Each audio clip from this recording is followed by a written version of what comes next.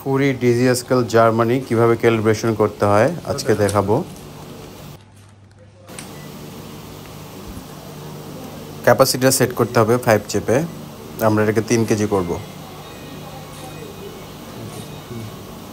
3 KG. তারপর বন্ধ করে দিতে হবে। তারপর 3 চেপে ক্যাল যখন ব্লিঙ্ক করবে 1 কেজি ওয়েট দিতে হবে। Standard wait 1 KG.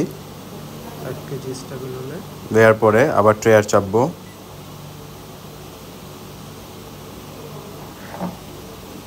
এবার দিতে হবে 2 কেজি।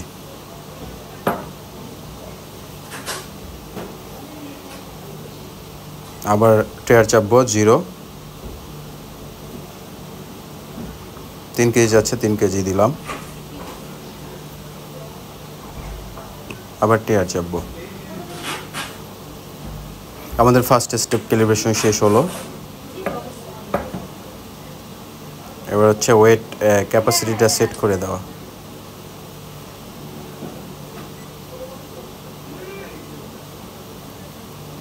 জিরো করে 3 কেজি দিলে হবে, 3টা বাটখারা আর কি। এখানে আমরা 2টা বাটখারা ইউজ করতেছি, কিন্তু 3 কেজি।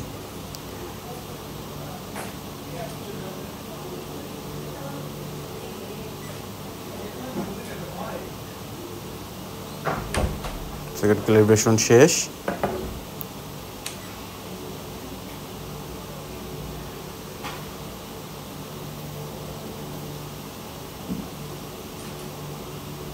এই স্কেলটি অনেক ভালো কোয়ালিটির। এটি আপনার ওয়েট 0.01 গ্রাম ডিভিশন।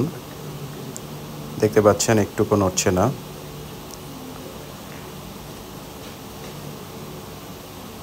একদম 3 কেজি।